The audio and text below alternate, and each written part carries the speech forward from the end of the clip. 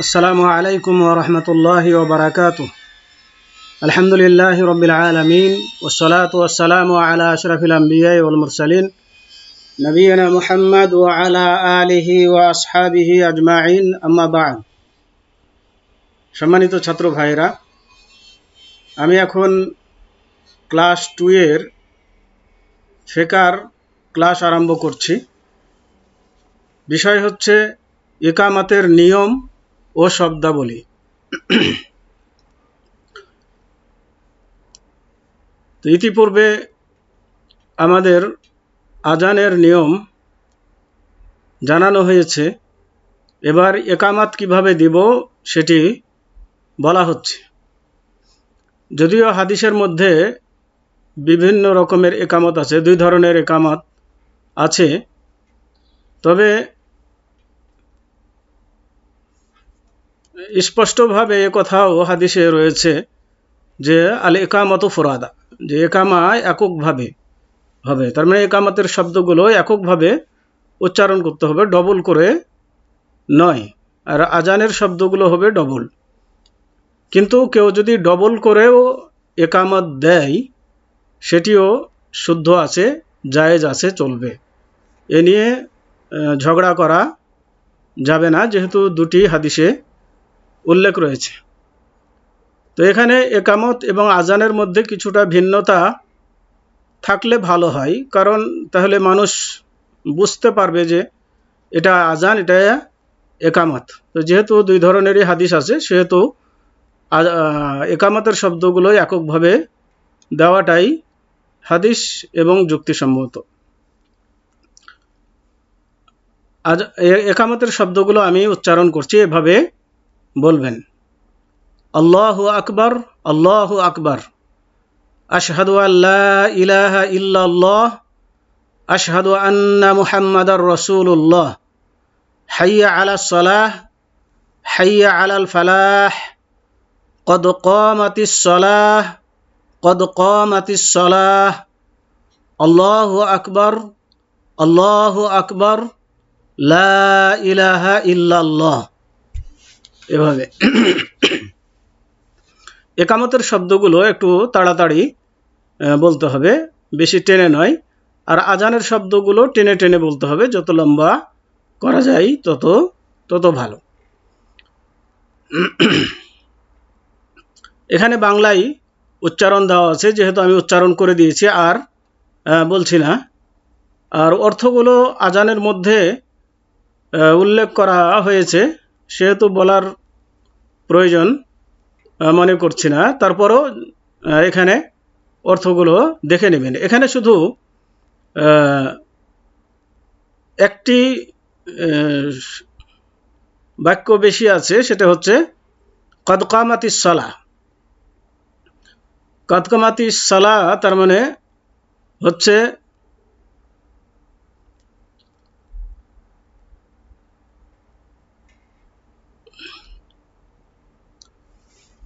নামাজ প্রতিষ্ঠিত হলো, নামাজ প্রতিষ্ঠিত হলো, এটা হচ্ছে তার অর্থ। এখানে নিশ্চয় নামাজ কায়েম হলো লেখা আছে, এটা দেখে নেবেন।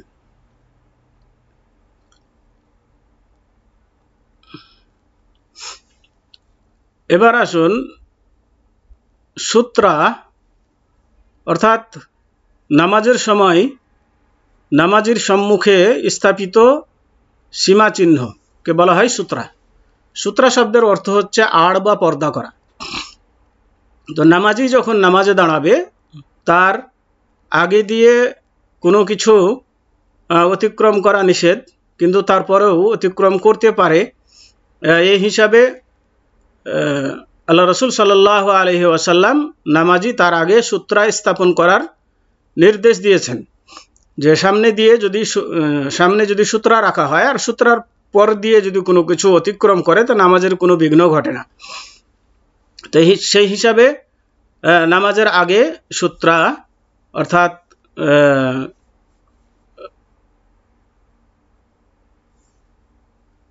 আড় বা পর্দা এটা ব্যবহার করবে।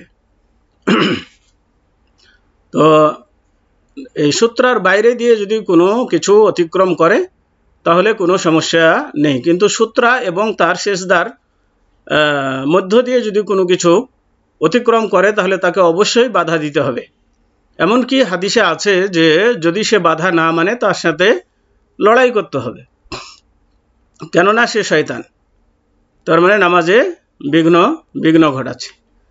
এবার আসুন, মুসল্লিদের সামনে স্থাপিত সীমাচিহ্নকে সূত্রা বলা হয়। এটা মানে তার পরিচিতি। সূত্রা কাকে বলে? সূত্রা 12 হতে 18 ইঞ্চি পরিমাণ উঁচু হওয়া উত্তম। এখানে নির্দিষ্ট কোনো মানে মেপে দেওয়া নাই। হাদিসে উটের পিঠে যে হাউদাজ বাঁধে একটা বসার জন্য, উটের পিঠ তো উঁচু, তো উটের পিঠে বসতে হলে একটা খাটের মতো বানানো হয়। তো খাটের পিছনের দিকে যে ইয়েটা থাকে, লাঠি থাকে বা খুঁটির মতো থাকে, এই পরিমাণ উঁচু হওয়ার কথা বলা হয়েছে। তো তার থেকেই কেউ সেটাকে 12 বা 18 ইঞ্চি পরিমাণ বলে তার সাথে সাদৃশ্য করে বলা হয়েছে। কিন্তু এর চেয়ে যদি কোনো কম হয় বা বেশি হয় তাতেও ইনশাল্লাহ সমস্যা হবে না। 3, ইমামের সূত্রা মুক্তাদিদের সূত্রা বলে গণ্য হবে। এ কথাটা একটু বোঝার বিষয়। তার মানে যখন জামাতে নামাজ হবে তখন ইমামের সামনে যদি একটি সূত্রা ব্যবহার করা হয়, রাখা হয়, তাহলে মুক্তাদিদের সামনে জনে জনে আর সূত্রা দেওয়ার প্রয়োজন হবে না। ওই একটি সূত্রা সবার জন্য প্রযোজ্য হবে। এবং এখানে আরেকটি বিষয় যেটা আমাদের জানা দরকার, যে ইমামের পিছন দিয়ে মুক্তাদিদের আগে দিয়ে যদি কেউ অতিক্রম করতে চায় তাহলে সেই অতিক্রম করতে বাধা নেই এবং সে গুনাহগারও হবে না। যেটা নিষেধ ছিল নামাজের আগ দিয়ে অতিক্রম করার, এ নিষেধাজ্ঞাও অমান্য হবে না। কথাটা হয়তো পরিষ্কার বুঝতে পেরেছেন কিনা? তার মানে ইমামের সামনে যদি সূত্রা রাখা হয় তাহলে ইমামের সামনে দিয়ে আর সূত্রার মধ্যবর্তী স্থান দিয়ে অতিক্রম করা এটা জায়েজ নয়, বরং কেউ অতিক্রম করলে সে গুনাহগার হবে এবং তাকে বাধা দেওয়ার আদেশ রয়েছে।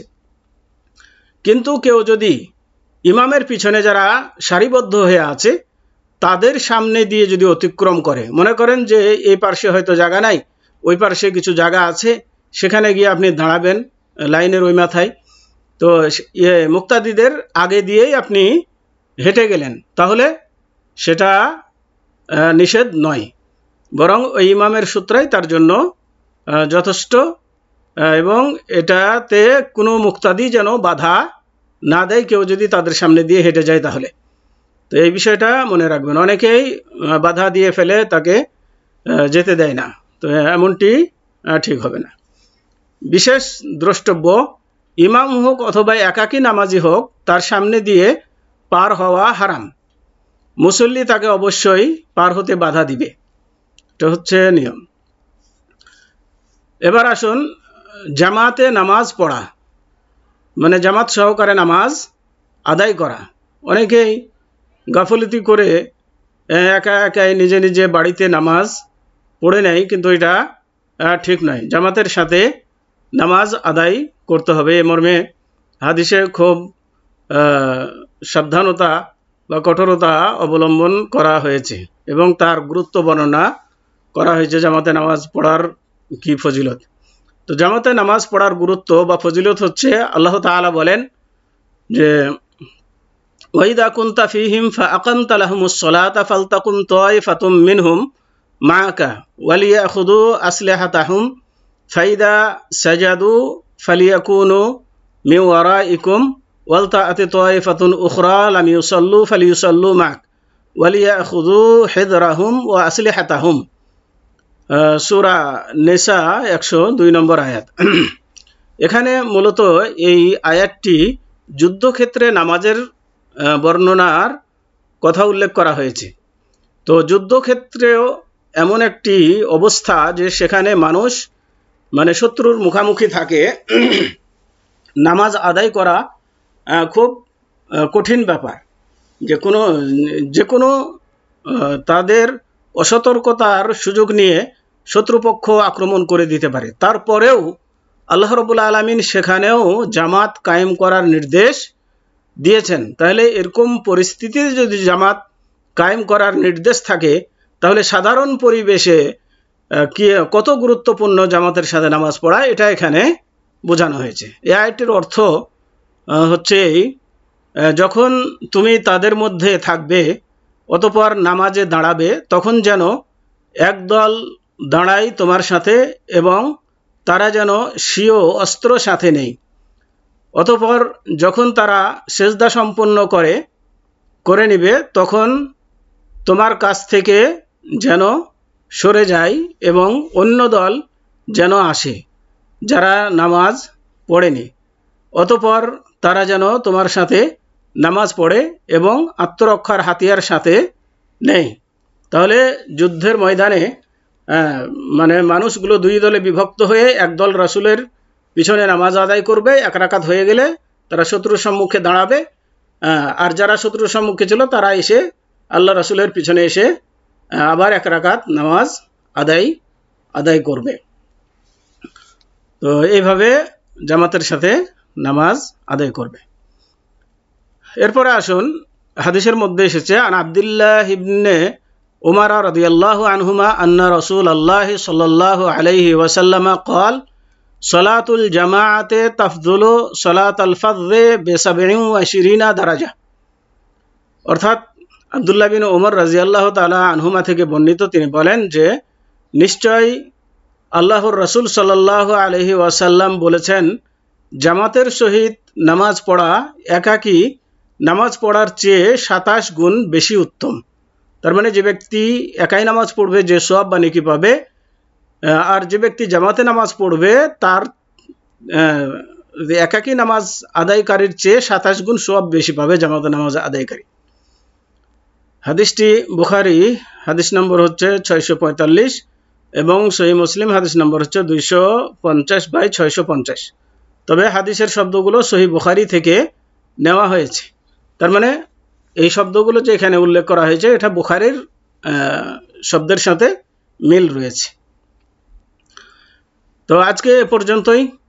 ওয়াসাল্লাল্লাহু আলা নবিয়িনা মুহাম্মদ ওয়া আলা আলিহি ওয়া আসহাবিহি ওয়া বারিক ওয়া সাল্লাম।